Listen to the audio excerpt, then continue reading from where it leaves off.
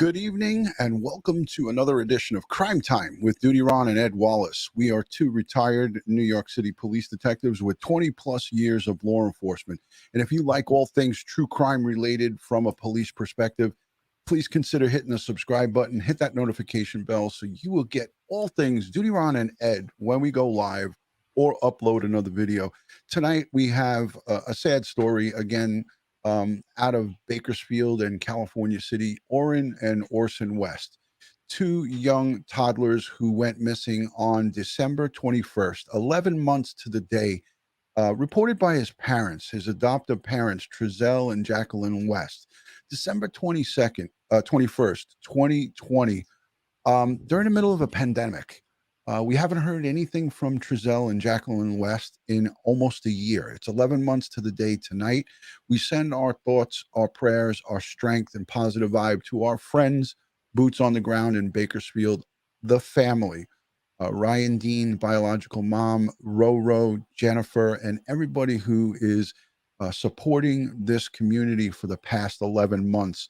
We have been doing nothing but bringing educational live streams. But before we get into it, I want to say a special thank you to the Patreon supporters, the channel members, and all of the folks who positively interact in all of our live streams. You guys are instrumental in keeping Crime Time with DutyRon and Ed Wallace a safe place to voice your opinion, to have conversations, to talk about cases, and to get facts from true professionals who have walked the walk and talked the talk.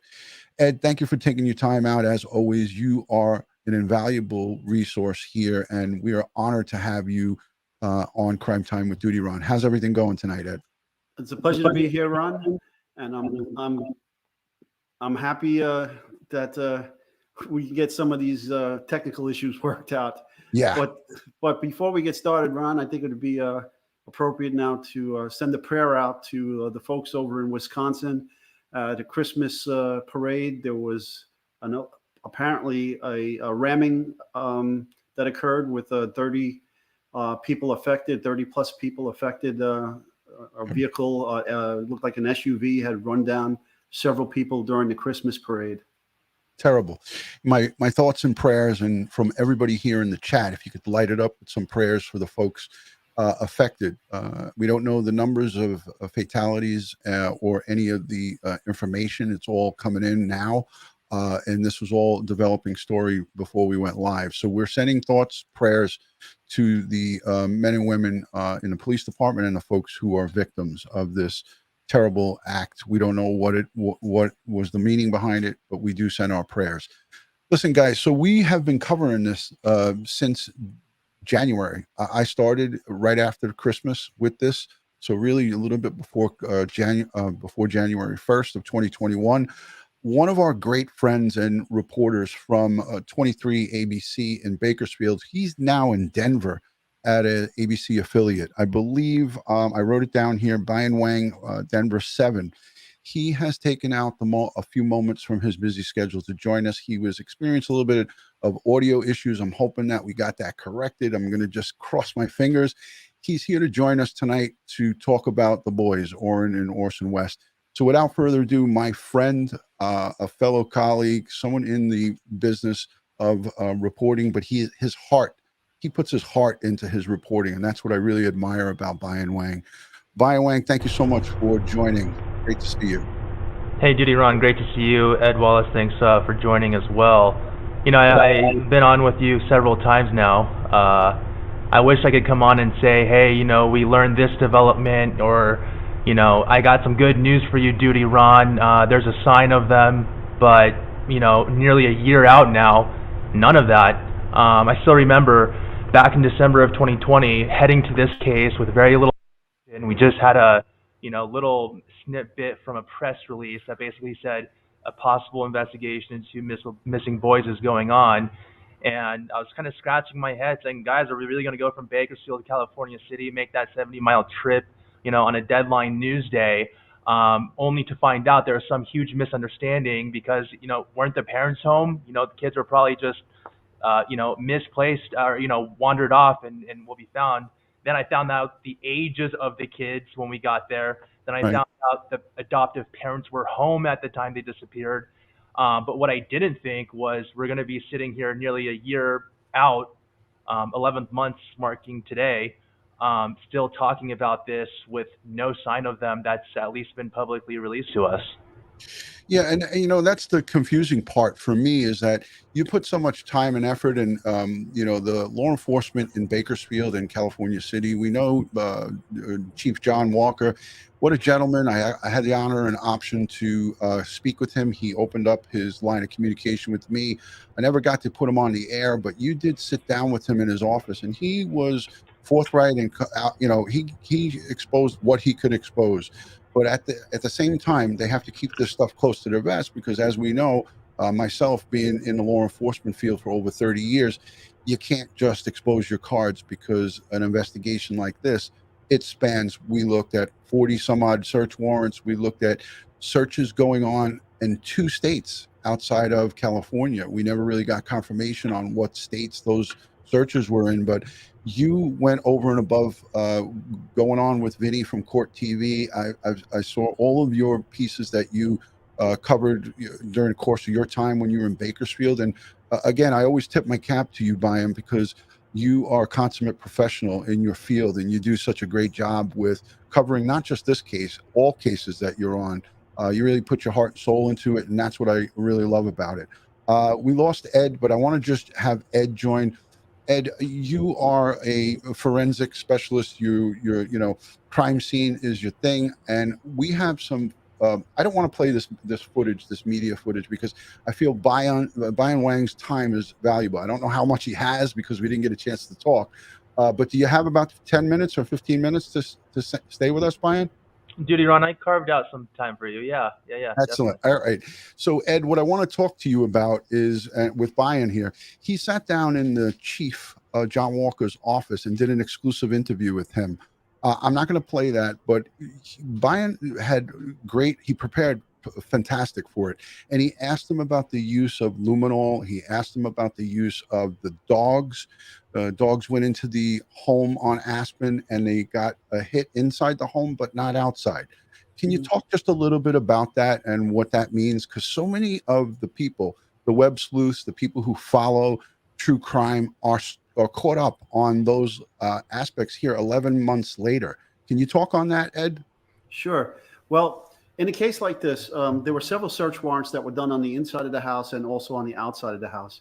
One of the things you want to do here when you suspect foul play is you want to go into the house, do a thorough documentation of the house, photograph it, sketch it, measure everything all out. And then you want to look to see if there was any blood let in the location. So there are several tools that we would use. In addition to the bloodletting, you would also want to see if there was any crime scene tampering or attempts to clean up the crime scene. So you start off with using an alternate light source or a forensic light source, and using various wavelengths of light. You search and scan surfaces with. Your audio cut out, Ed. Yeah. So, it looks like Ed's his audio feed cut out. Yeah, his audio feed cut out, but he's spot on. They also imaged in the backyard. They dug up the backyard. They had drones up in the air, imaging throughout the inside the walls, just to make sure that the kids aren't anywhere in there. And from what we found, you're talking about some of the numbers. The mass searchers outside of the state. From my understanding, there's been 3 of them. And, nearly 90 people questioned. Remember, this was information that we got back in June. Right. Now that's several months ago, 5-6 months ago. Now think about how much more could have possibly happened since then. So you're right. The integrity of the investigation is the number one thing. And, in order for law enforcement to do that, they can't impede it by releasing things they should be holding close to their chest. They also told us that they seized 170 items, a lot of electronics. And as of Thursday, just a couple of days ago, Sergeant Robert Perry of the Bakersfield Police Department said they still are holding on to the adoptive parents' electronics. They're still sorting through very meticulous items that they're looking for, very meticulous information that they're hoping is going to help them in this investigation. And also on Thursday, Sergeant Perry told me the adoptive parents' other 4 children, remember, DutyRon, they were Yes. taken from the adoptive parents very shortly, just within a couple days, since those two other boys were reported missing, since Orson and Orrin West were reported missing. Well, their four other children are still in CPS custody right now, and they aren't allowed out of CPS custody. Right, and that speaks volumes, because if the parents were cleared and they had, as Chief John Walker said, I listened to some of the media footage from earlier on. He said, the kids disappeared under suspicious circumstances.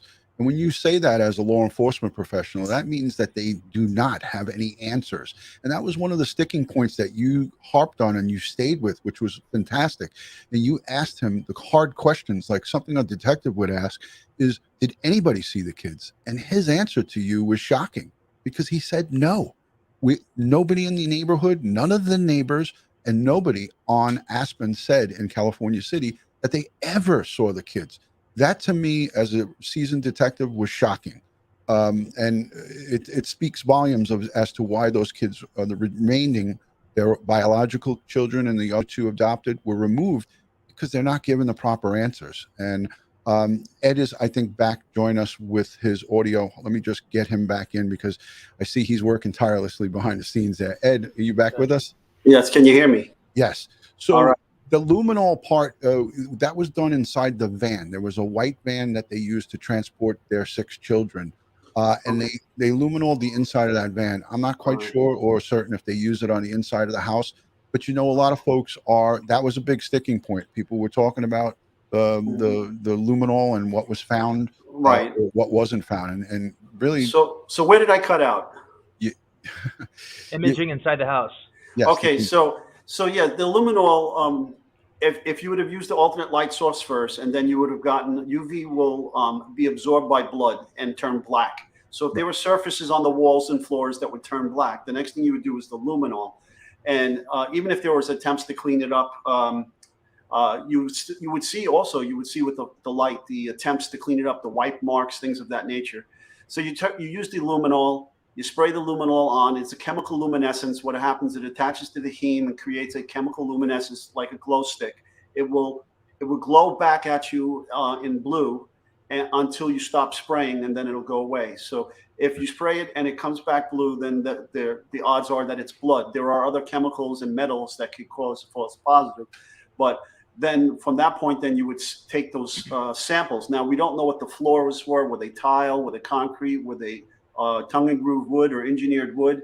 If there were any indications to that, then in wood, I would start pulling up the wood and look underneath the wood for actual blood, because you can't clean it all up. Even though your best efforts, it'll still get down there underneath the wood, and then you can pull that up and look and potentially find it. In addition, I would be searching the bathtubs. I would be pulling the drains and the traps out of the bathtubs and examining them for blood, the presence of blood and tissue or hairs, maybe associated with the 2 boys. What about the cesspools outside? Because we know that there's probably no city sewers in that remote area. It's in the middle of the desert. Mojave is there. We did the overview drone footage of that place, and I don't think that they would have city sewer hookups, but you never know. I mean, Bayan, do you know anything about the infrastructure there? In terms of, it's a population 14,000, huge, massive desert. As soon as the boys went missing, they had the CHP infrared, where they detect body heat. They had that up in the air, and I've definitely heard speculation, or maybe they went missing, or someone took them to point B or point C over in California City. I mean, all the theories are all over the place. I've also heard questions like, hey, how do we know they actually were in California City if none of the neighbors ever seen them? So it's a huge desert, definitely a lot of places to search, and all the efforts so far haven't turned Orson and Orrin up. Yeah, and again, like I said, you asked those tough questions. John Walker talked about getting mutual aid from LAPD and used their helicopters to do searches night and day for these boys across the desert. They really didn't. They threw the kitchen sink at this thing, and the FBI got involved. We saw some media footage from 23 ABC. Where the FBI came in and conducted search warrants. They used the that kind of push. Ed, you talked about this. It detects if there's a body. Ground penetrating radar. Right. So they used that. They dug up some sections of the concrete. I saw a section of the concrete that was disturbed that they jackhammered. The neighbors talked about that. Bayan Wang was right there asking the questions. Perla was there. She did a great job. I think all the reporters who were involved did fantastic work because they asked the tough questions. Now, they didn't get all the answers to their tough questions, but I think that, you know, between Sergeant Pear, Chief, I think his name is Terry, right? In Bakersfield, the chief, he was given as much information as possible. We haven't heard anything from them recently. Have you heard anything from the media standpoint on updates on this case, Bayan? I mean, really, at this point, it's kind of a stalemate in terms of new information coming out. But you know, in terms of the case, but the media reports down there usually, you know, highlight, hey, look, another community vigil or another billboard's going up advertising the, you know, more than $120,000 rewards. You know, I know there's groups down there that still gather on the 21st of every month to, you know, offer their prayers. And I don't want to say remembrance because we don't know what happened to these kids, but a lot of them point out that, hey, look, after 48 to 72 hours, chances of them, you know, chances of a breaking news update and saying, hey, look, they were found well and okay in point B or point C or point D isn't likely. So. Yeah. And that's the unfortunate part. I want to just play, if I can, and I know the time is valuable that we have you here, but I want to play for the audience just about 3 minutes of the interview. You were there with maybe, what, a handful of reporters in front of the Aspen home when the Jacqueline and Trezel gave that interview. It sounded like you and Perla and maybe one other were, you know, volleying off questions to them. Before I play this, what was your take on that? As much as you can say about it, what was your, when you walked away, what was your takeaway of that interview that day?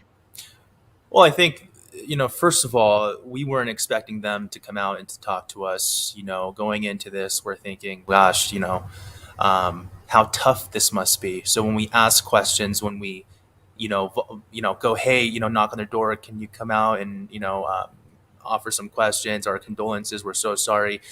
And when they agreed to do it, we were kind of shocked. The reporters looked at each other and went, okay, you know, let's just be very mindful and ask them, you know, as respectfully as we can, the circumstances around their kids.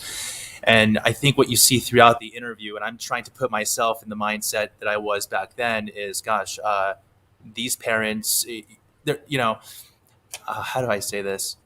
The entire case is tense, and that's kind of the vibe of the interview. It felt kind of tense in terms of the questions we're asking, the responses we're getting. But the majority of our information about the case that day came from that interview. The follow-up set we do with you, DutyRon, a lot of the information we get from the parents that Giselle was gathering firewood, that Jacqueline West was putting Christmas, came from that interview and has been part of our storytelling the entire time. DutyRon, that was the only interview we were able to do with them because going on from that, you know, they had to, they left their California city home because of kind of the community outcry. They didn't feel safe in their home. You know, they were always available, and they are still right now available for police to contact them for questioning if they need to. I know authorities have told us that they have never been unwilling to go in for questioning. They've done it several times, and they've offered police the information that they have been able to offer. You look at it at hindsight, though, and I know what you're really trying to ask me, DutyRon, and my feeling of that interview. You look at it in hindsight, and you've had experts on here who've talked about whatever they analyze. They're experts in this, not me. They talked about body language. They talked about the way they answer things. So I guess my question to you as a detective for 20 years and to Ed, what did you guys think of that interview? I'll answer it first because I've been very vocal about it. I thought their interview seemed very not sincere, and it seemed like they were telling us a story.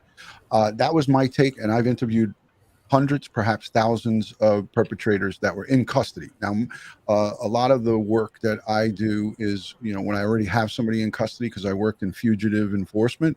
But when we did do interviews of folks outside that we're trying to get information from, you know, I can detect when someone is not giving us the full story. And that's what my takeaway was, that they were not being honest, that they made up this story. And this is just my perspective. of it.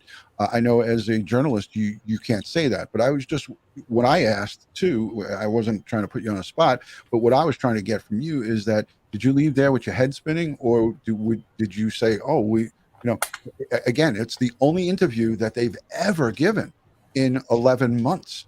They've been silent. Oh, I could answer that question easily. No, my head wasn't spinning when I left. My head and all the thoughts in it exploded, going, that's what happened? Yeah. There you go. Ed, what was your takeaway from it? Did you watch? Yeah, I did watch, but most of my career, I interviewed victims, and occasionally, after I processed the crime scenes, I was privy to interviews of suspects, and then I would then try to correlate or corroborate what people were saying occurred at the crime scene with the evidence I found, and whether they were being truthful or not. But when I looked at that interview, that aside, because I didn't do any of that, I didn't have any forensic aspects of this crime or potential crime. But when I listened to it, right away, my cop senses went off. My hairs on my arms stood up and said, something's wrong here. Right. And it just was disingenuous to me, and it didn't feel like it was truthful. Right. So I spoke to retired Sergeant Bill Cannon, and Bayan Wang.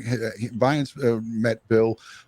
He's investigated over 600 homicide cases, and Bill, as soon as he saw it, we watched it together.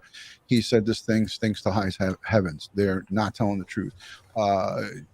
This is a seasoned guy who's conducted, many more investigations than I have. So we both got together and we spoke about it. I'm just going to show the audience, because we have some outside the country. I'm going to show 2 minutes of this, and then we'll come right back to you guys. Bayan, thank you for hanging out with us while we do this, because I just want the audience to see this is some great work, and it was by yours truly. So let's play it. Here we go, guys.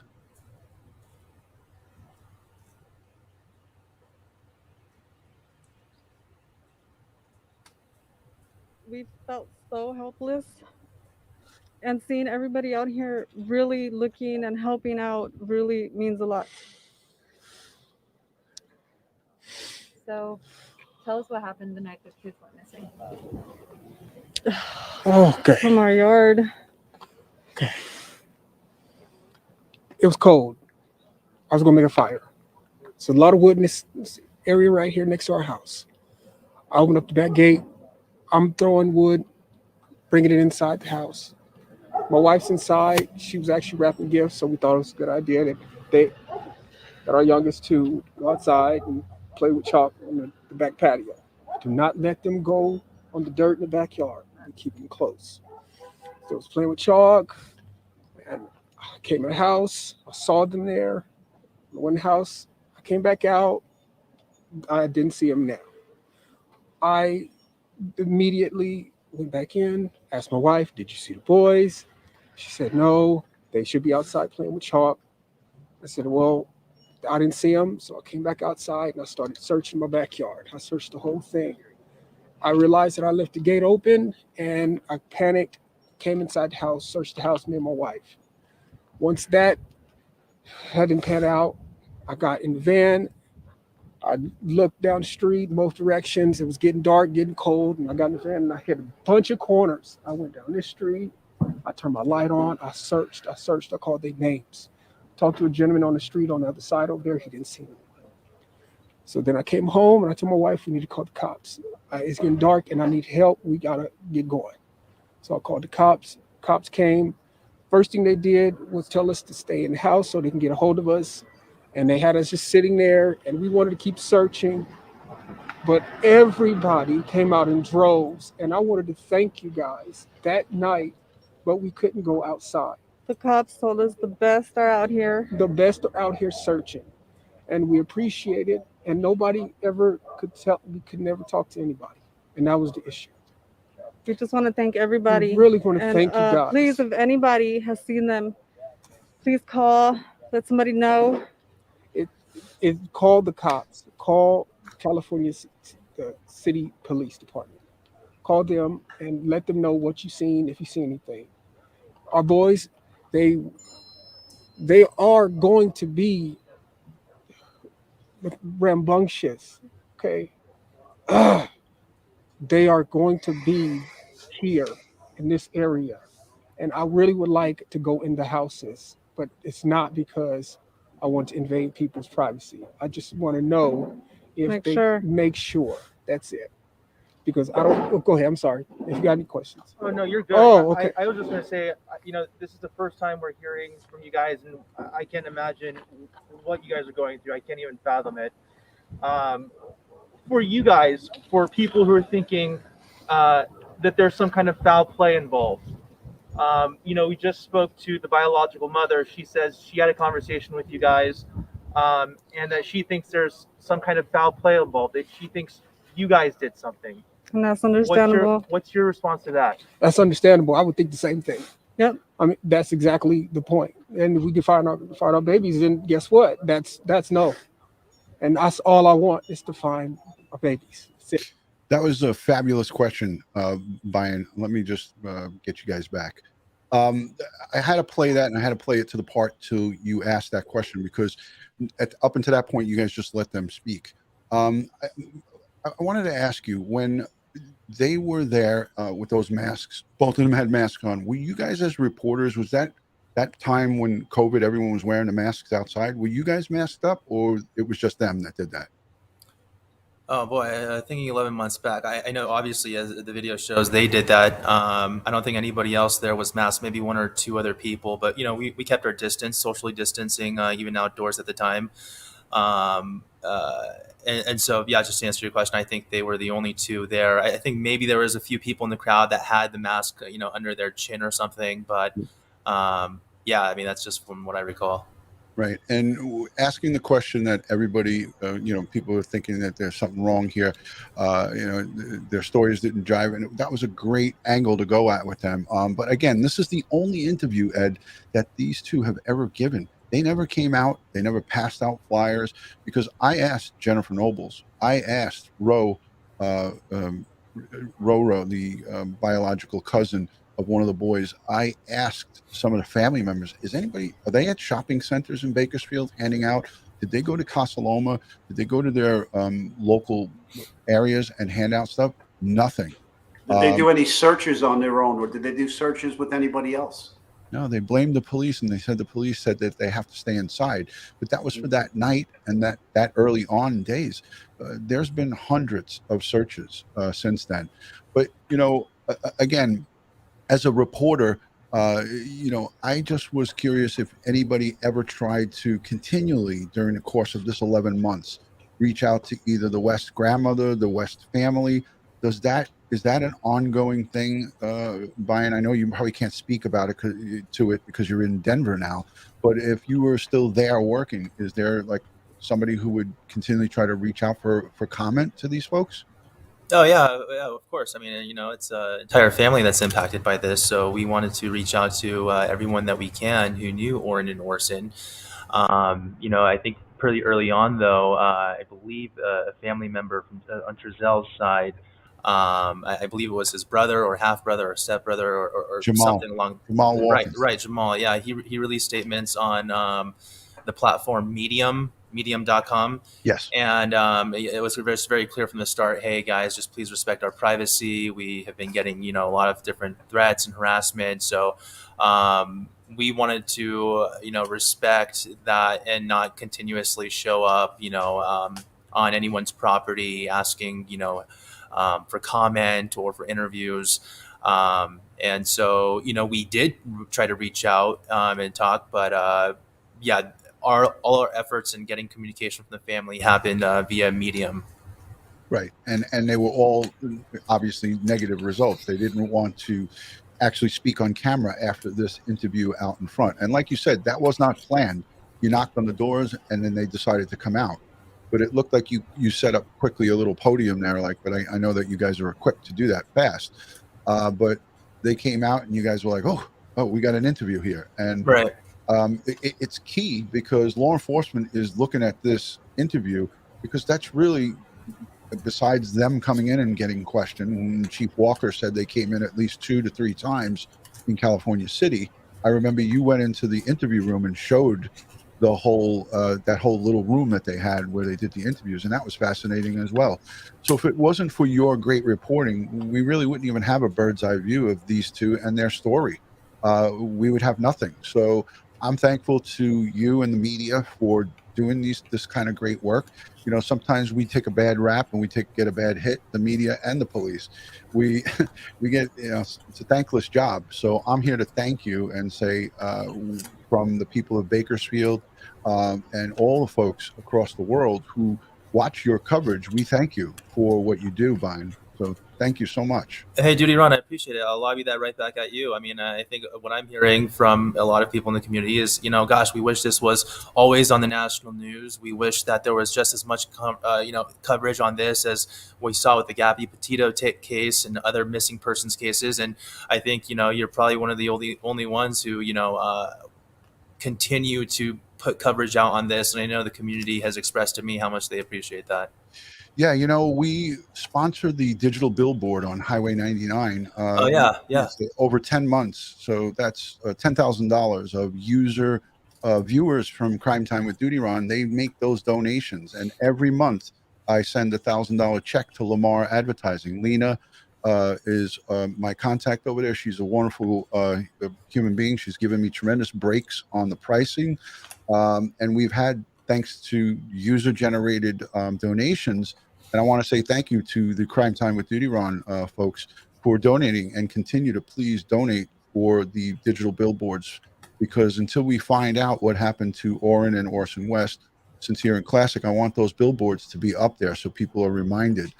I promised the audience, if you do have another 3 to 5 minutes, I would take some questions. But Jennifer Nobles from Bakersfield, you probably know her. She started the whole digital billboard. She just joined, and I wanted to bring her on to maybe see if she had any questions for Ed, myself, or you, if that would be all right with you.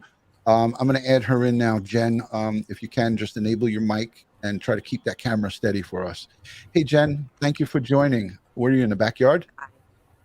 Yes, I am. All right, great. So you have Bayan Wang here, and you have Ed Wallace, and you know me, so I don't have to introduce myself.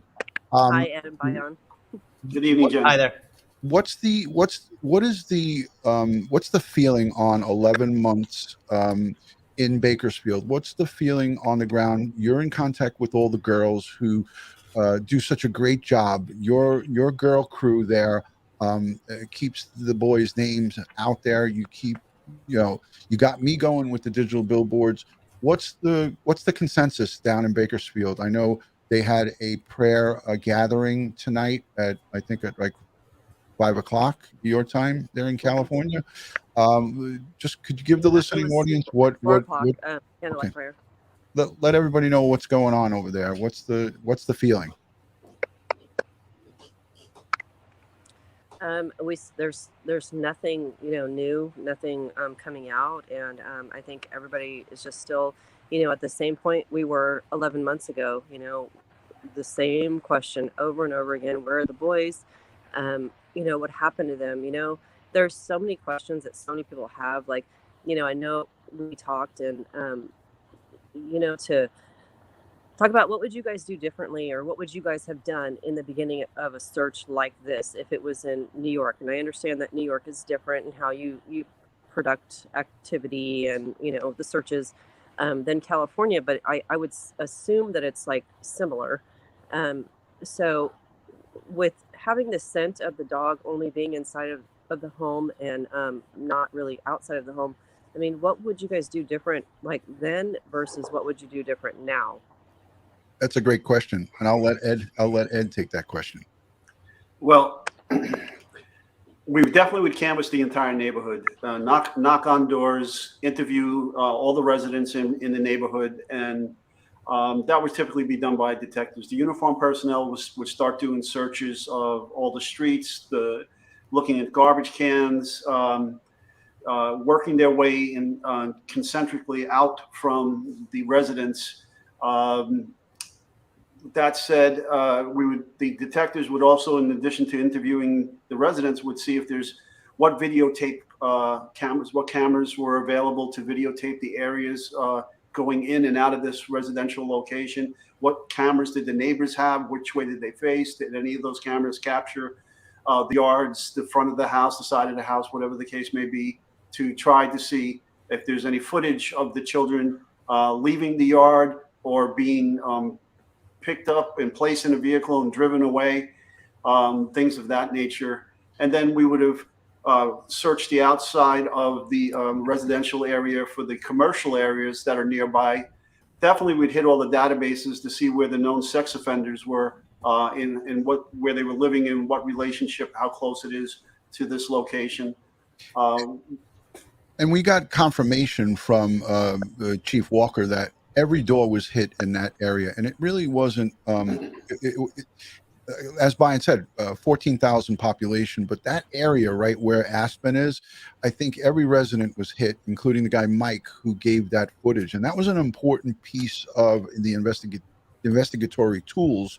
That footage and footage perhaps from across the street at the neighbor's house that we never heard or got. They're not going to reveal their cards to us, but I know if there is footage across the street, they have it. The FBI has processed it, and it's in the investigation. It's in the part of the investigation. And that's why, yeah, that's why one of the first questions people asked was, hey, did you find out whether how many sex offenders, convicted sex offenders, ex-sex offenders are in the area? And yeah, there was about a dozen or so within, and a couple of them within, I think, a mile, under 2 miles from the location. So one of the first things the CCPD did was hit up all those doors, and there was no sign of any of them there. And just in terms of, yes, they had help from CHP and other agencies, but very early on, the first couple minutes, the first hour, we're talking about a police force in California City that has only about 10 to 13 on their team. That's, oh, wow. Yeah. So the resources weren't, it wasn't just FBI, Bakersfield PD, CHP, Kern County, all that right off the get-go. The crucial parts of this, within the first minutes of them being reported missing, they were dealing with limited resources here. And Chief Walker hasn't been shy to say, yeah, I mean, this is what we're dealing with. Yeah. And that was the great part about the open line of communication that you had. And some of the folks who are watching that, the people who are living in Bakersfield and in the surrounding counties and people from across the country, they don't understand how valuable that open line of communication is. And you said to Chief Walker, we speak every day, and he agreed. He was like, yeah, we do. So that means that you as a reporter were either texting him or emailing him or calling him every day like, hey, Chief, what's up? And that's part of when I tip my cap to you is, that's a sign of a great reporter. And I know that, you're in Denver now and you're outside the area, but one of the great parts about my relationship with you, Bayan, is that you continue to communicate with me and vice versa. And one of the things that I took away from when you left Bakersfield is you said to me, DutyRon, the only thing that I feel bad about is that I wasn't able to get to the bottom of this case before leaving. And that to me spoke volumes, because that's the kind of person I want to be friends with. That's someone who I want to hang out with. And when we were in the detective squads, we had a lot of guys who did the job, did a good job, but when they went home, that was it. Like, I was one of those guys that never hung my shoes up. My case, I was always on the case. I was thinking about it 24/7. I was at home, I was, thinking about it. My wife's like, what's on your mind? And in the back of my mind, I'm thinking about the bad guy that I got to go get. That's a sex offender that I don't want him roaming the streets. But Jen, again, for us here, my heart breaks for the biological family. My heart breaks for everybody who is involved in this, because cousins, aunts, relatives, friends of the family, they're all affected by this. And, you told me yourself, Jen, there's some nights that you don't get sleep, and we're 11 months into this. I was on the phone with you until 1 o'clock in the morning last night talking about this case. So, yeah. How is RoeRoe holding up? How is the biological mom, Ryan Dean, doing? We saw a piece on News Nation with the biological father. The very first time we saw him talk to a reporter. How are they holding up? What's the word with them? I know that a lot of people think that I'm in direct contact with other bio family members, but I'm not. I don't know Ryan. I haven't met her yet.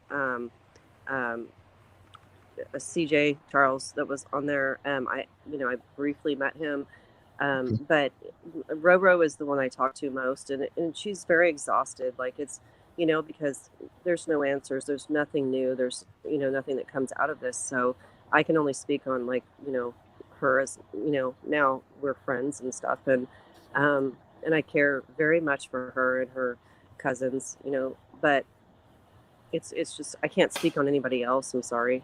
I understand. don't know what's It's inside fine. their I head. didn't. just I know was that they're unaware. sad. Yeah, I was unaware of it. I thought maybe you were in contact with them, but I was just trying to get a feel for. I know that it's just a very difficult situation all around, and the more time that goes by, the more we have a sinking feeling that this is not going to end well. But Sergeant Pear in the Bakersfield Police Department, he is the public information officer. He is being pretty good about communicating with the media, but we haven't heard anything from him recently. But you just have to, folks, you have to understand, if there's no new information, there's no sense in just regurgitating the same stuff. But now I know that everybody wants to hear updates. We're a society of information. We want to know what's going on. But I could say that, when people start comparing cases, we can't compare Gary Petito and what happened, because it was in two different locations. The folks in Wyoming have different resources. The folks in Florida, different resources. It's not fair to compare it, because I can say this, and Ed can attest to it. Police across the country go at criminals or bad situations with vigor. We want to get to the bottom. It's part of our job to protect and serve. We want to get to the bottom of these cases. We want to solve them.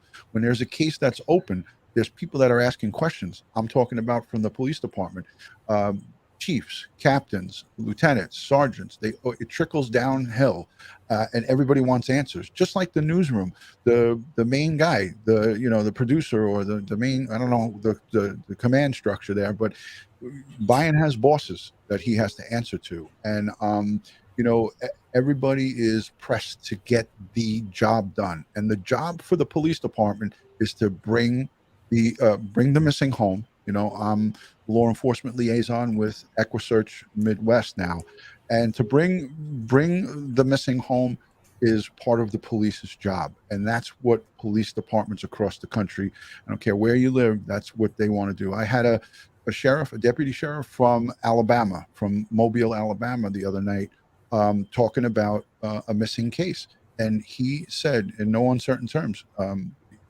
we work these cases night and day, and that's what's going on. We don't see it. It's frustrating. I understand it.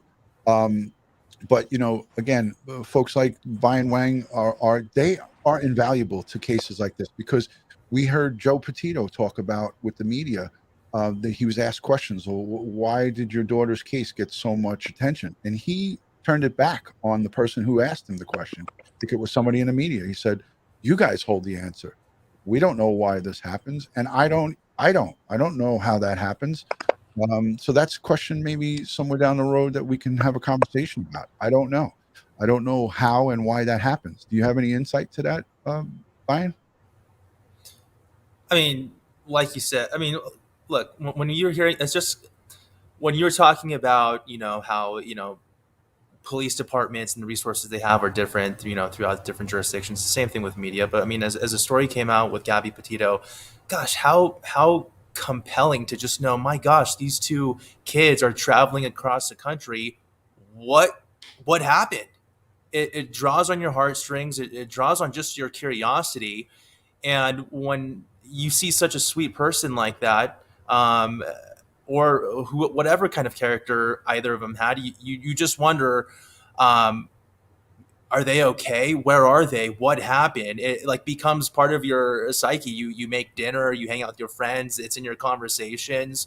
Right. And I think that's just the human a part of us, is just we care about others, and we're alive to love someone and to be loved, or to be a service to humanity. It's just Right. There's I can't answer that, other than her case got a lot of attention, and a lot of people are lobbying that back to, Orrin and Orson West. Right. To me, that's an incredibly compelling case. And just two little boys, vulnerable, innocent, can't speak for themselves. Where are they? It's just like, there's so many different elements to it. And I do wish it got a lot more coverage. And, I know some people texted me the other day, saying, hey, we noticed, the media doesn't have as much stuff in Bakersfield anymore on this. And part of it, I think, has to do with just the reality that reporter contracts are, 2 years, 2 years. So when I got on, the case for Orrin and Orson West, I had, 6 months left in my contract. Right. And so I'm thinking, okay, like by the time I'm out of here, I'm going to find closure. I'm going to get people the answers they want. No problem. No foul there. 2 months goes by. I'm like, still got 4 months left. 2 more months goes by. I'm like, okay, this is getting down to the wire. And my last month, I got to say, I was knocking on every door I can. I was reaching out so much. I was just there with the community, like praying, like, gosh, like I want to know what happens before I leave. I want to bring some kind of resolve to this for the community. And so I think Perla was also a main reporter on this. She was there. I know there was a reporter at KBAK that was on this all the time. And, when you start off with a case, you start reporting it, it becomes a part of you, especially It's dragged out with everything that we've learned. And when the new batch comes in, look, Bakersfield's got full of good reporters, and I keep in contact with a bunch of them. But I think it hits different when you start off with it in terms of, a new reporter comes in, they're not as familiar. And I don't think it is the same when you start off with something versus walking into it. Right. Yeah. I mean, I agree with you on that. But, again, everybody has their personal story, and each individual. I watched Mary Chris and Richard from Maya Miliete, her sister. I watched her cry on social media about the coverage that Gabby Petito was receiving compares to hers. And it made me want to cry because I watched her pleading to Instagram that, why isn't my sister not getting the same coverage? But it's just, there's tens of thousands. I have the figures. I show them all the time. We have hundreds of thousands of people who go missing every year. And it's, I don't want to say it's like a lottery, but it is, if you're able to get the grand stage, however that occurs, however that happens, you just got to be thankful. And the more that we as small YouTube content creators, I'm up close to 120,000 subscribers. I have a voice now where I can be that voice for missing people, but I can't do it every day of my life. I have a full-time job. I do this on the side. I have Ed that volunteers his time. So we do the best that we can. RoeRoe is in the chat. I sent her the link if she wanted to come up. If you could send it to her again, she says that she doesn't have it. If you could send the link to StreamYard, I'd love to hear from her. But yeah, so that's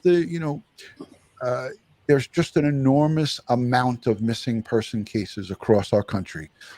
And there's a certain amount of resources that we have to cover these. And that's what it is. Ed, you want to talk on that? Yeah, absolutely. I'm gonna give you guys the statistics. You're probably not going to believe this, but about 87% of America's police department are less than 25 police officers. Okay, wow. So and that's countrywide. 87% of the nation's police agencies have less than 25 police officers. Okay, so in this case, this is why it's important to enact mutual aid agreements with your law enforcement agencies on either side of your jurisdiction, anything attaching to your jurisdiction. And this way you pull your resources from other departments to assist you, because these first 24 to 48 hours are critical in these cases. Yeah. And we heard that, California City, 13-member police department, including the police chief, that is why he needed mutual aid from Kern County Sheriff's Department, which is a decent sized department, and Bakersfield. The FBI was brought in for obvious reasons. And that was a good thing, because when we saw the coverage that Bayan Wang showed on his local coverage there, we saw the FBI mobile truck doing the when they were going and digging up the backyard. They were there. We saw the guys with their FBI jackets on, but I'm familiar with that truck and the lights. So in Kern County, we talked to Dustin Contreras. He's a sergeant, active sergeant from Kern County. He came on and he talked to us about the missing person issue that they have. There's tons of missing persons cases within Kern County. And it's something that they are overwhelmed with, and they're doing the best that they can with it. So again, Orrin and Orson West, sincere and classic, 11 months to the day. We here in New York, our hearts break for the families, for all of the people in Bakersfield and California City. We can't forget that there's a neighborhood in California City that won't be the same, because that house gets driven by probably daily, and people come out there and they're gawking and looking and trying to get in the backyard and doing this and doing that. It's still going on, probably not as much as what it was, but those people have to deal with that. But Bayan, how are you doing in Denver? Could we talk a little bit about I'm excited. How's it going there? It's getting a little cold. You're in the studio. Born and raised in California, went to school in Arizona. Warm climates. Yeah, I'm learning how to layer up a little bit.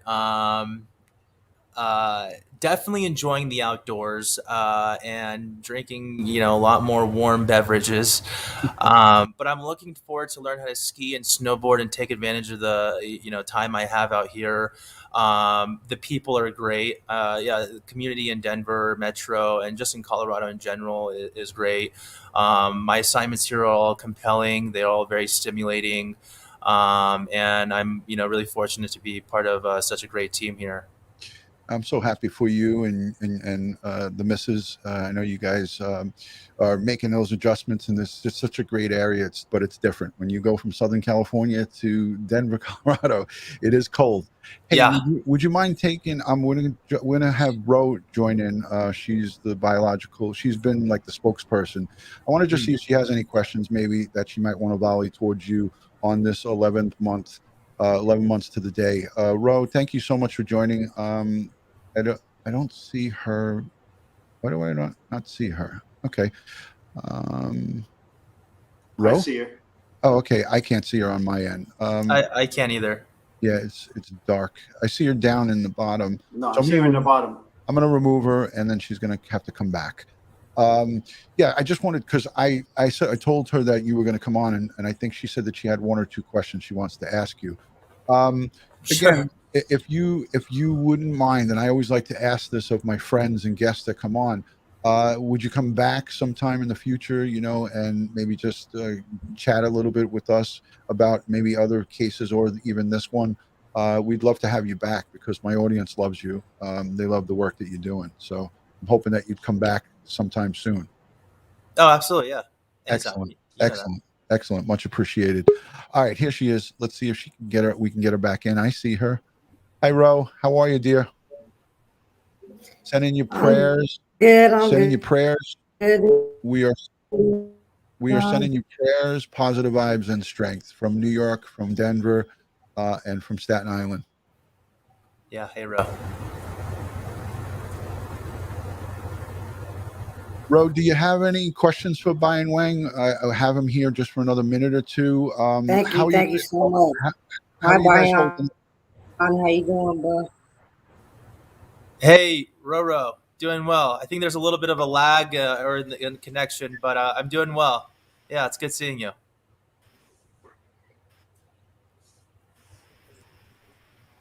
Technology, I tell you, technology. Yeah, so I was hoping that would work, but it's just doesn't seem like it's working.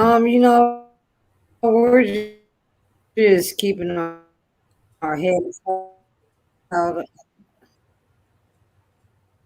Yeah, we're having a hard time hearing you. So I don't know what's going on with this with your connection. Maybe try restarting your phone and coming back in, but we're not hearing you good. So I'm going to remove her. Sometimes these technical things. We got to get Josh. I gotta maybe give him a pay raise. See if we can work out a little better connection for our guests. But Bayan, thank you so much for being here. I again greatly appreciate you. Always sending you nothing but positive vibes. I hope you and your family have a happy Thanksgiving and a great Christmas holiday coming up. DutyRon, it's always a pleasure. Yeah, hope you guys have great holidays too. Take care. Thank you so much. All right, so there he was, Bayan Wang, and that was great to have him. You know, on the 11-month mark here with these boys being missing, he was an instrumental part of you know, giving us coverage, and I thought that was important to have him on. Before we get into, we're going to try to get RoeRoe on. I wanted to just go over some quick stuff with you because we did it, but we did it early on, so I want to just go over a little bit more of crime scene stuff with you. RoeRoe, how are you doing, RoeRoe? All right. Can you hear me better? Now it was perfect. We let Bayan Wang go, but now we hear you perfectly. No, that's fine. You know, I just thank you for the prayers. You know, thank you for keeping the boys' faces out there. It's been tough. It's been a long 11 months. You know, we're just trying to keep our heads up and keep our hope alive, and you know, just let the investigation, you know, let them do their job, you know, basically, and we're just gonna do our part on having the candle lights, and you know, just it's tough, you know, it's emotionally, physically, and mentally like exhausting. I'm not gonna lie, but Hey, you know, could you let the audience know your relation to one of the boys, so this way everybody knows, because people are asking in the chat. I'll give you full screen.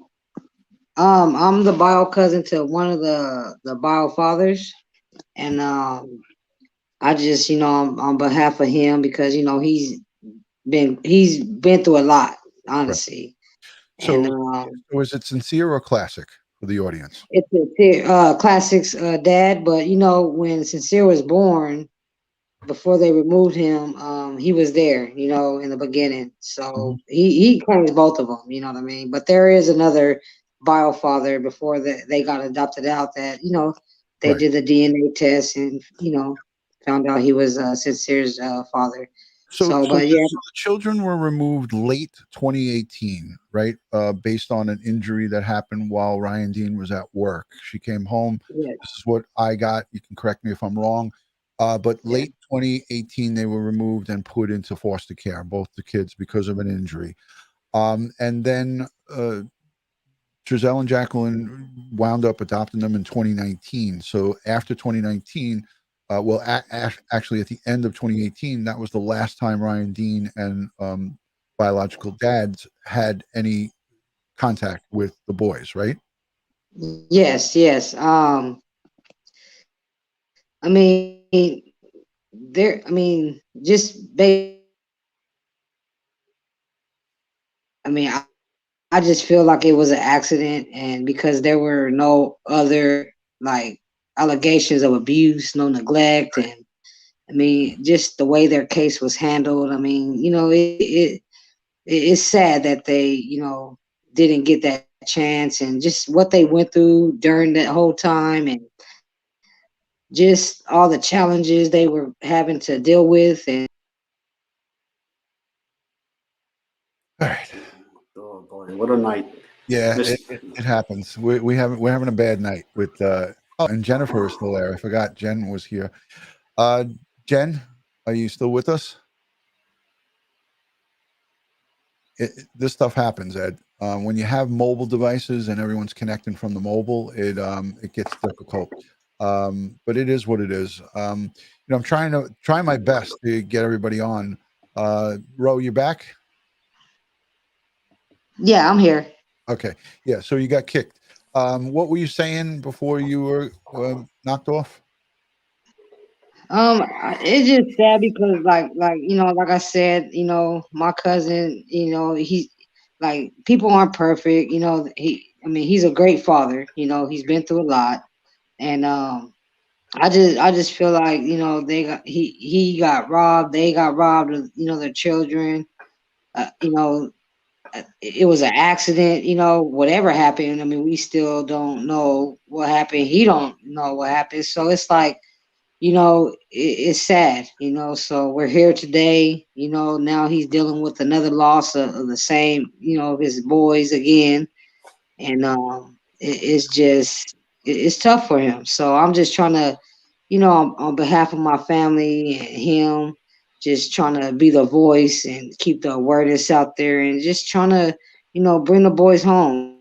Right. And you're doing a fantastic job of being a voice for the boys, because everywhere that I see news interviews or I see stuff on paper in print, you're out there and you're being vocal. And that's an important part. So, like, sometimes you say to me, I question, what's going on. I question, sometimes you get down on yourself, but, you're doing the best that you can with your, with conversation, with keeping the boys' name out there, with having those banners and going out and doing what you're doing. So don't ever think that, you're doing the best that you can with what you what you have to work with. So I thank you, DutyRon, for that. I mean, that's something we just need to hear, and I just want to tell you thank you and your supporters, because I mean, you guys are amazing. Keeping the billboard up out here, I mean, it gets expensive, and just you guys are helping us, spread the awareness at the same time. And Ed, I've watched you a few times on DutyRon's lives. You're a great guy, and thank you for the knowledge that you give out to us. Whoever's watching at the moment, and just we're just staying prayed up. That's it. That's all we could do. Leave it in God's hands, and let them do their job. So Amen. faith. Amen to that. Do you have any questions, like investigation wise? Ed is a crime scene expert. He goes to the scenes of crimes here in New York. When he was on the job, he's retired now, but he is a crime scene expert. Anything that you have question wise with evidence collection, anything that you might want to ask him? I know that you would have maybe had a question or two for Bayan Wang, but we'll get him back. He'll come back on any time, so we'll be able to ask him anything that you want me to ask him, and I could do it privately. But do you have anything that you'd want to ask Ed about evidence collection, or anything from in the house in California City or back in Casa Loma, anything like that? I mean, honestly, it's a lot of questions I have, but I don't think we'll have time, But I've always wondered, because I mean, I've always wanted to be a detective, and it's funny that because I went to school for that, and I stopped going because just the whatever happened at the time, I didn't feel comfortable going to that school, so I just changed my major. But I did study. I am into that, but like I've always wondered if they separated the adoptive parents at the time it happened, because that's important. I mean, you would have got one side of the story and the other side, and then you could have put it together from there. I mean, I know I watched a lot of crime shows and just whatever, and I've seen how things are done, but real life is real life. So I've always questioned that if they ever was separated, which I don't believe they were, but you never know what happens behind the scenes. Well, I'll tell you this. I mean, I know Ed couldn't probably answer to this, but I'll tell you firsthand. Interview and interrogation 101 is you don't interview them together. If they were brought in, they were interviewed separately, not together. Okay. Ed? Absolutely. Yeah, that's just standard practice for law enforcement. Yeah, it's as basic as it gets. One of the first things they teach you in interview and interrogation school is that training, you do not interview potential witnesses together. Because potential subjects. You don't right. Yeah, that's what I was thinking. And then another question I have is like 11 months later, we still don't have updated pictures. And it's been hard with the photos I have on these banners that Jennifer, Nobles had helped us get. It's like, they're 4 and 5 now. And it's like, a lot of their physical could have changed their hair, their, kids grow and let's, so is there anything you guys could let us know of why the possibility why we haven't gotten those pictures? Because I've begged, the chief of police, not the chief, the detective. Like I always bring that up to them. Have you guys got pictures yet? Photos updated, age enhancement or whatever, just trying to get something that's gonna, because people don't know who they're looking for, and we're just going off of what we have, what we was able to get, and the adoptive parents and none of them never like cooperated with us on that, and I feel like we should have all been on the same page if we have the same goal, looking for the babies. Like this case has been really just like odd to me, like so I mean the photos is important, and we still 11 months, almost a year now, and so now we need photos like ASAP so we could put them out there, spread the awareness, and we don't have none. Right.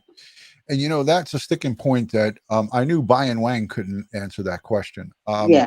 It's up to the adoptive parents to provide updated photos, and if their phones were scrubbed, which I'm sure that they were, and Ed, I'm going to show a quick clip of FBI agents coming out of the Aspen home with the brown paper bags, with the anti-static bags. I know that they took any and all electronics that were there, and anything that they had in their possession, it was probably subpoenaed to have them handed over. And they also go to the cell phone company to get the records. So they'll subpoena T-Mobile, AT&T, whatever the service is out there. And if they don't physically have the device, they'll subpoena the records straight from the company. So a lot of people get tricked up, like, oh, well, they got rid of their phones, or they did. No, you'll still be able to get. Ed, can you speak a little bit about that? Sure. Again, as you said, you don't need the phone. You can get the records. And without giving away too many details, there could be location information gathered from the records where the cell phones were in relationship to times and days and the dates and so forth. So yeah, again, locations and pings, and this is common stuff that people talk about. They can triangulate and figure out where they were at particular times. And we heard the Bakersfield Police Department and the detectives talk about, I think it was the police chief, actually, Chief Terry.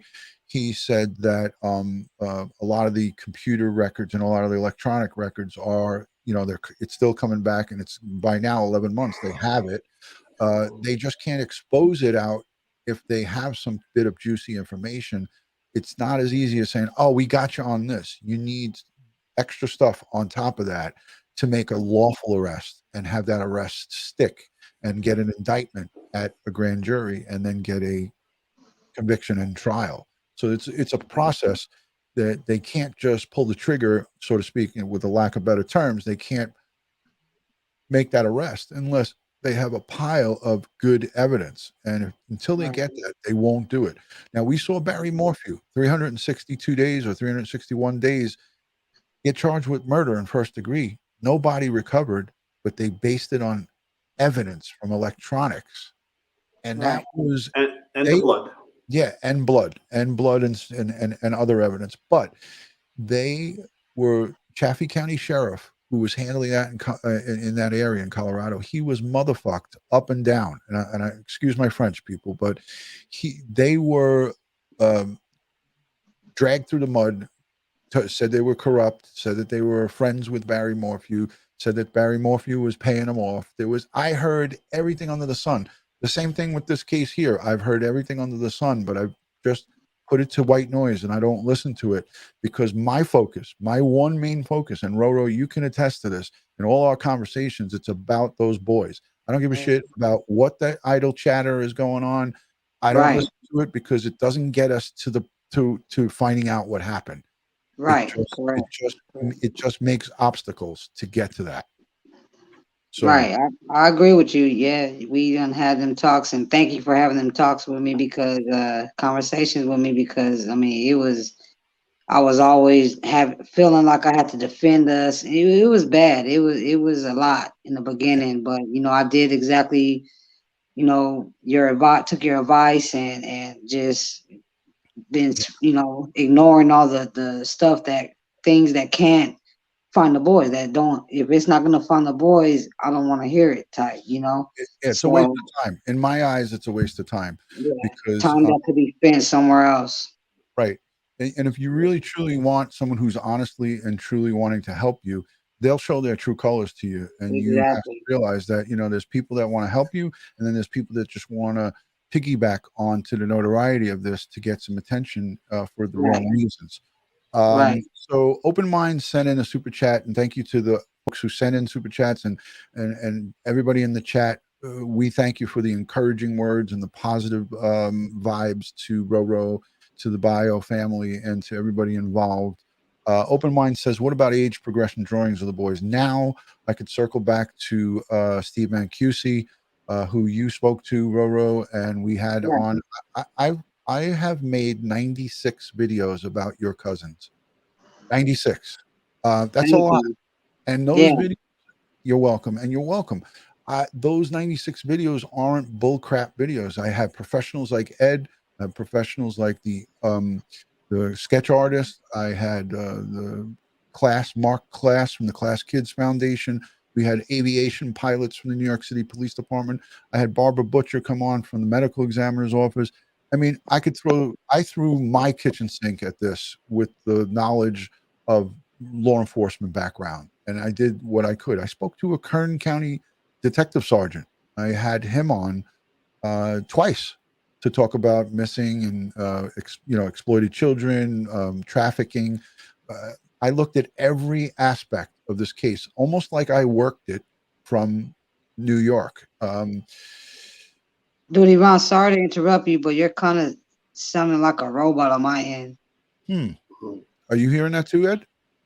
No, not a robot, but I do hear a whistle. Yeah, I don't know what's going on. But anyways, by a show of hands in the chat, is anybody having a problem hearing hearing the mic here? Am I having? I can hear you now. Yeah. I don't know what it was. Yeah, the internet gods are playing with us tonight. Yeah, they are. You must be giving some good information they don't want me to hear. Hey, RoeRoe, the photos behind you, how old were the boys in those photos? I believe these were from 2019.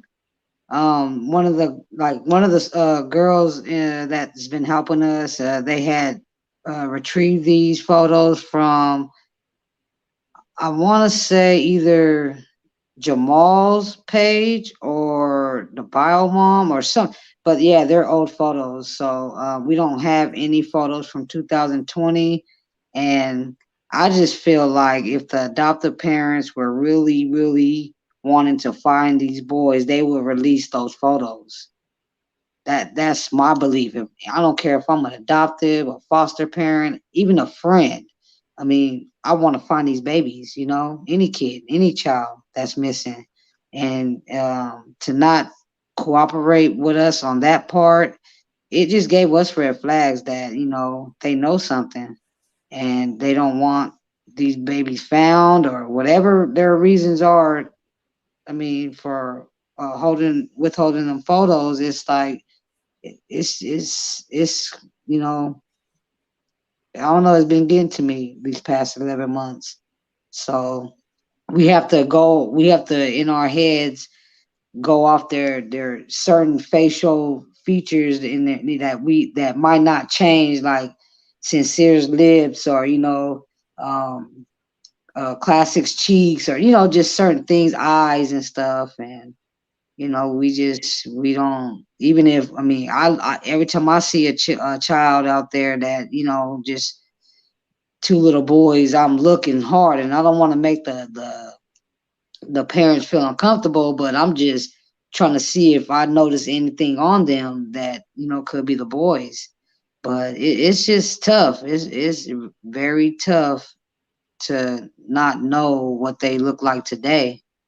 And it's just, all we could do is continue to pray, continue to, leave it in God's hands, and continue to, put action behind our prayer, and that's having these candlelight prayers and these banners hanging up every time we got masks and shirts, that have the boy faces on them, and just keychains and magnets, and that's whatever we could do to spread the awareness. But it's just it's just sad. It's just been too silent. Like, I mean, too silent. I mean, I understand the detectives and stuff, the investigation, because I want them to be able to stick it to whoever's involved, stick all the evidence to whoever's involved. But when it comes to other things, it's been too quiet.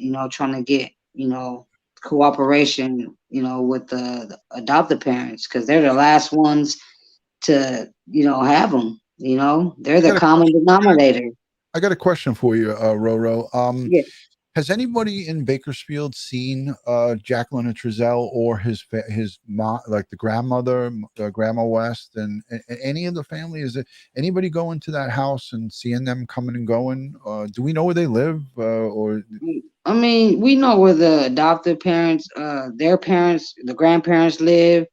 We know where Jacqueline's mom and them live. I mean, we done did candlelights around there. Not not no negative things. Just the hopes that somebody around there would have seen something, would come out and say something. So we know where their parents live, but we just want answers. Like, I mean, if you go back to the beginning, and from what Trezell said about, they dropped the kids off on the 19th, and they only came back with 4. Like, like they left with 4 and then came. Like, it's just not adding up. And so you would think, okay, you dropped them off at your mom's house, which is their grandma. So, I mean, people were questioning, what do you know? Where are the boys? Because you're the last one he put you. He said that he dropped the kids off to you, whether it was Jacqueline's mom or his mom. One of y'all grandmas know something, and so the surveillance cameras didn't show anybody coming up, taking the kids. I mean, I was just always curious about how they go about their daily lives without anybody from the news or anybody questioning Jacqueline Trezel. Are they working? Are they just buttoning down the hatches and staying inside houses? 34, I think 31 and 34. So what are they? 35 and 32 now, probably. I'm going on their ages from the 21st, 11 months ago. So they probably are a year older now. It's a pretty good guess, unless their birthdays are in December, but it doesn't really matter. So 35 is Trezel, and 32 is Jacqueline. They both have to work or do something. They don't have kids. Their kids are taken away from them. What what the are they doing? I mean, honestly, DutyRon, I mean, the streets talk. So when they see them, because their face is all over the news and stuff. So when they see them, and when I see, the adoptive grandmother and just what I've seen, it's like nothing ever happened to them.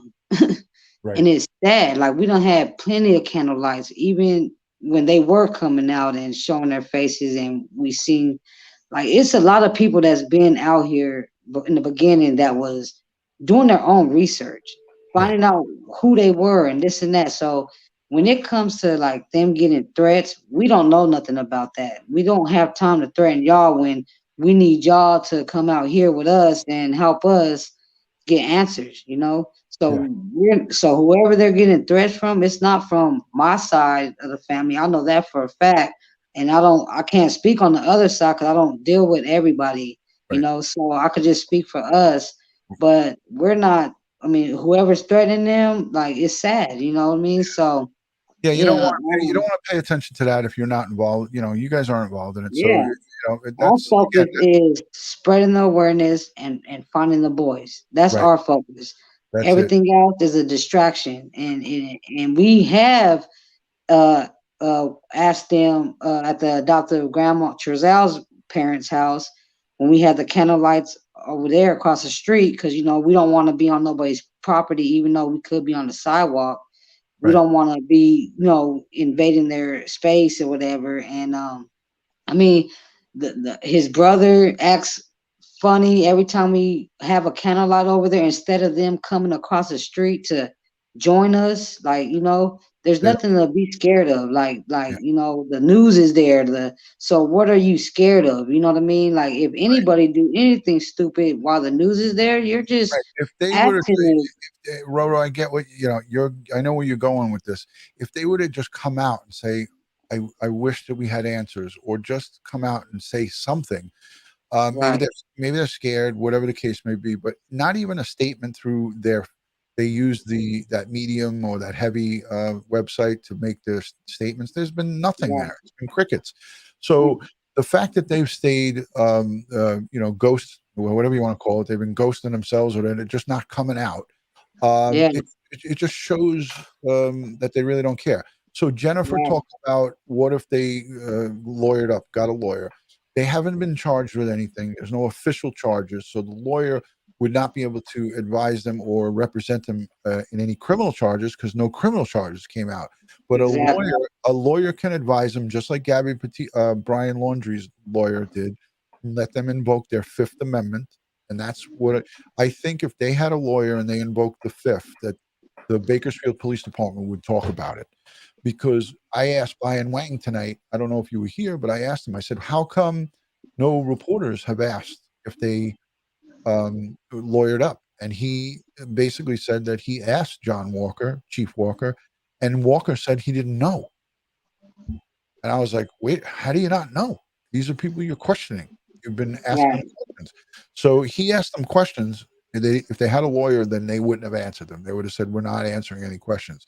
And that would have caused even more of a problem. But Bakersfield is saying that they're still cooperating. So if they're still cooperating, chances are they don't have an attorney advising them to invoke their Fifth Amendment. But I mean, I pray that they still are cooperating with at least the BPD. I mean, that's really all that they really need to talk to.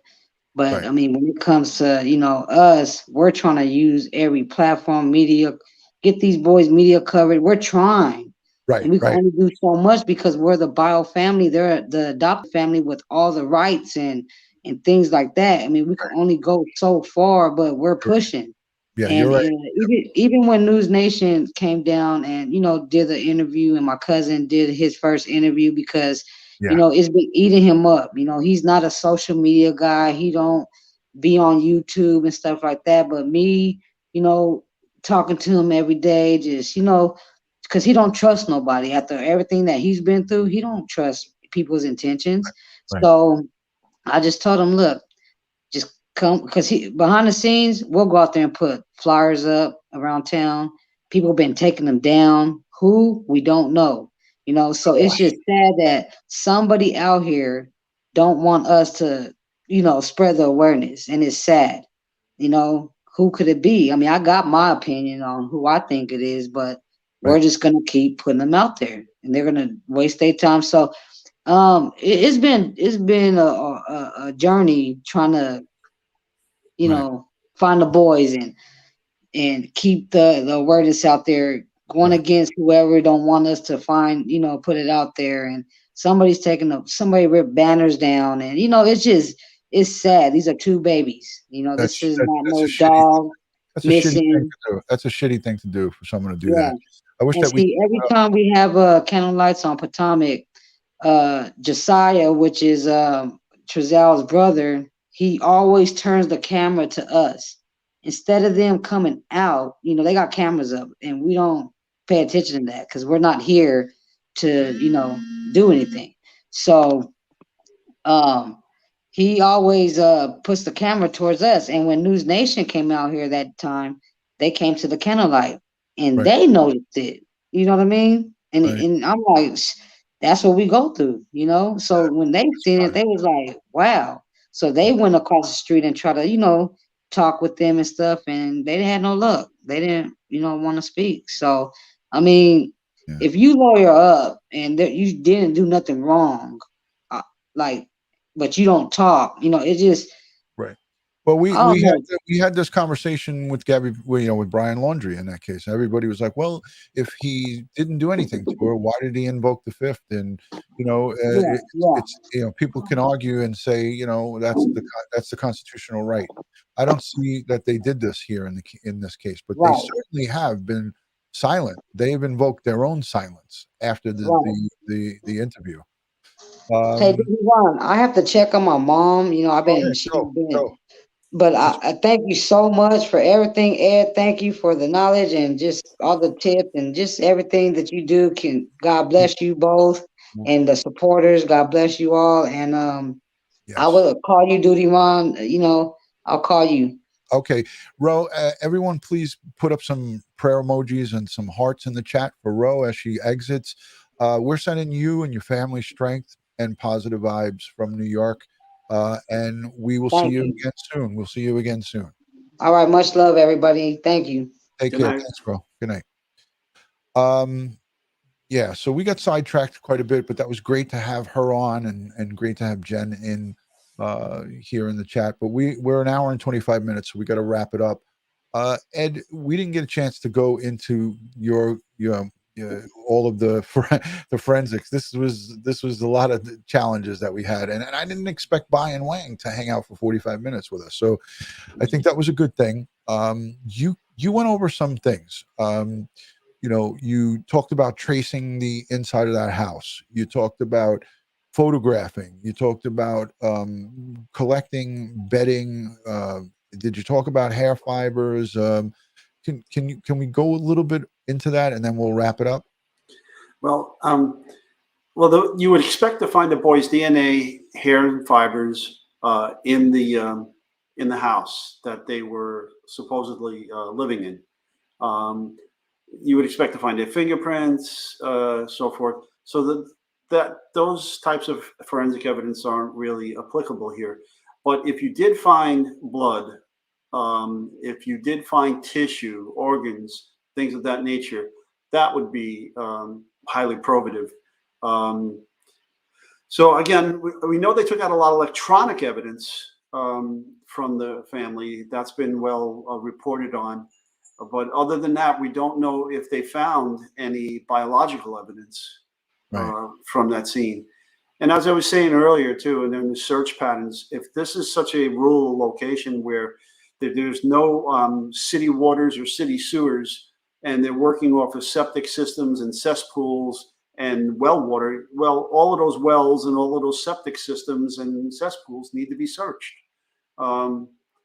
So it just breaks my heart, this case, and the lack of cooperation, and the fact you can't even get a simple photograph, an updated photograph from these adopted parents. They were really pieces of work. No 911 call. No, I don't think they had body cam footage. There wasn't a lot that was being shared, but again, they shared what they could share. And society wants to hear and see everything, and I get that. This is at the 6-month mark. I want to just give everybody a quick overview, and then we'll wrap it up, because this is going to give you guys the best idea of what we're at, where we're at in this case, and then we'll wrap it up. Let's just share this quick. So this is Vinny from CourtTv, but he goes over some stuff, and I think it's important that we see it. And what happened here? I just don't understand it. Two beautiful little boys, Orrin and Orson West, just disappear, just vanish. No one can find them. Our great affiliate KERO in Bakersfield has the story of the Cal City toddlers.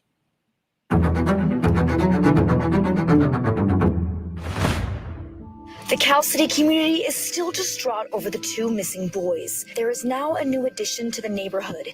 This is a small memorial, leaving candles and toys, hoping the toddlers come home safely. All have to get together as a community and just try to help find these children ourselves and do the best we can. With guns drawn, authorities enter the California City home of Trezel and Jacqueline West, the adoptive parents of 3-year-old Orson West and 4-year-old Orrin West. The parents told authorities their two boys disappeared from their backyard on December 21st and believe someone kidnapped them. They do not just roam around. All over. You know, these patches, they definitely, I think definitely would have been picked up or something. We have no way of knowing how they got out of the yard.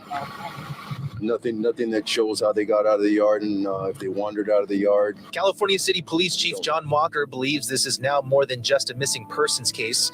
He believes foul play was involved. Someone knows, and I would hope that person would come forward. And that's why Walker says authorities have paid so much attention on the couple's home, even digging up the backyard. We're just trying to dig up any clues that we can possibly find to find out where they had gone, and also to confirm that they're not in the backyard. It's a noise like jackhammering or roto hammering, like they were trying to dig through dirt or break concrete. The adoptive parents gave their account of what happened, claiming that the two boys went outside to play with chalk while their adoptive mother wrapped their Christmas presents. Their adoptive father said that he left the gate open. When he realized the boys were gone, he began searching for them. The adoptive parents declined an interview today, saying police advised them to stay inside, leaving some to wonder why. I would be nonstop looking if it was my child. He wouldn't even keep me inside. 200 volunteers who dedicated around 4. You heard what that guy said. He said, you wouldn't even be able to keep me inside. If that was my child, I'd be outside looking. And that's an honest statement right there. Hours looking for any clues that could lead to the West boys' whereabouts. Some volunteers shared with 23 ABC that they walked nearly 5 miles canvassing the area. Amongst the group were the boys' biological mother. If they find my kids, can they just give them back to me? Whatever I have to do to work on it to get them. I have a home, I have a car, I have a job, I have money. It's nothing to provide for them. I come from a good background, as you can see, and I don't understand. I just want my babies. If they find them, just give them back to me, please. That's all I want. Throughout the search, you could occasionally hear groups shouting and waving to law enforcement if they found something of interest. And if it turned out to be an item of possible significance, it was then taken in for analyzation. But there was one item they found that stood out. Basically, what we found was a piece of or a gift bag with the name of one of the children on it. So he said he found a gift bag of one of the children on it. So we never heard anything more about that. This is the California City Police Chief. I actually spoke to him on the phone several times. That was something I wanted to ask Bayan Wang, but I forgot to. If they found a bag with the kid's name on it, it was around Christmas time, and they found that somewhere in the neighborhood. Significant, Ed, or not significant? Well, it could be. Then that bag would need to be processed for fingerprints and DNA. Let's see who might have touched it. As he said, there are documented sex offenders living within a mile of this location. Yeah. I'd be interested to see what the workup on that bag was forensically. Yeah. Let's listen to a little bit more of this. But being in such close proximity to the house, that's not super unusual. But so they found it in close proximity to the house, and he said that's not super unusual. Well, what, you let your garbage blow down the street or something? I mean, what are we talking about here? And maybe that's what he was referring to. I would hope. But yeah, so strange. It's something we definitely want to take a look at. Although the boys have yet to be located and no arrests have been made or suspects named, this community says they will ensure the boys won't be overlooked. From every neighbor you guys spoke to, not a single sight of them. No. When was the most recent that a neighbor cited they'd seen the kids? We none of the neighbors have seen the kids. Ever. None of the neighbors have seen the kids. And then she says, ever. No. Despite That's compelling right there. Nobody's ever seen the kids in that neighborhood since September of 2020 to the day that they report them. That to me tells me that they were never there. So search efforts that haven't turned up anything, neighbors are still trying to think positive during a dark time in this small community. Hopefully, they'll find the children alive. Another small community. So where are Orson and Orrin West? If you have any information, please pick up the phone, make the call. If you've heard anything, whether it's secondhand, third hand, I don't care. 760-373-8255. 8606. All right, so let's wrap it up, Ed. You know, this is a confusing, convoluted, confusing to the 10th degree for many different reasons. The biological parents are willing and able to help. They are not able to help because of legal reasons. They have no rights to the kids, and they're not able to help. The adoptive parents have been radio silenced since the 23rd of December 2020. We're coming up on a month. It'll be a year. You know, people ask, DutyRon, why can't they, you know, beat them into submission and get an answer out of them? It just doesn't work that way. That's how it's done maybe in the movies. They can't do that. They got to go through the process, and the process is painstaking, and sometimes it takes a long time. And, you know, God forbid, we may never know what happened to them, but I don't think that that is the case here. I feel within my heart that we'll get answers. We'll get them hopefully sooner than later. I think that's about it that we got tonight. I'm going to ask everyone in the chat to please put up some prayer emojis and hearts for Orrin and Orson West, sincere and classic. Now 4 and 5 years old. They were 3 and 4 when they were reported missing on December 21st, 2020. The people in Bakersfield and the folks boots on the ground, we appreciate everything that you guys are doing. Keep on getting their names out there. Keep talking about them. I mean, that's all we can do. You know, it's you know, it's frustrating to say the least. I mean, if you were there investigating this case, we would be equally as frustrated, right, Ed? Absolutely. Yeah. Absolutely. And then, you know, and I get everybody's feelings of anger and just wanting to strike out against the adopted parents, but the truth is in them. Somewhere there, they have the truth, and we haven't gotten to it yet. Yeah, I agree. All right, guys, if you don't mind, please subscribe to this community. Go over to DutyRon.com. If you have any questions, leave extra questions in the conversation down below in the comment section. I appreciate all the great questions that have come in. Again, this is a missing double, 2 children who went missing under suspicious circumstances out of California City. We believe together that they were missing before they came to California City. So I think the Casa Loma apartments, I don't know what they did over there, because there's new residents inside those homes. You can't just bust into people's homes and start searching them unless you get search warrants. So I didn't hear anything about what happened over in Bakersfield, but I'm sure that they did a lot of work on it over there. Well, they can consent. Right. Yeah. And I'm sure that's why I'm saying, I'm sure they did work on that and got consent and went in there, but we don't know. We don't have access to it. The new occupants aren't suspects. Yeah. Yeah. Exactly. Thank you for that, Ed. And thank you for taking the time out. This is one of our longest live streams, an hour and 40 minutes almost. So it was for the boys, 11 months to the day. We send prayers, strength, and positive vibes. And as we always end all of these live streams, we say, God bless the world, God bless the United States of America, and God bless each and every one of us here in the chat. And all victims of crime and their families across the globe, we send prayers, strength, and positive vibes as always. Thank you for joining this community. Thank you for joining this live stream. Ed, I appreciate your time, and we'll see you on the next one. Good night from New York.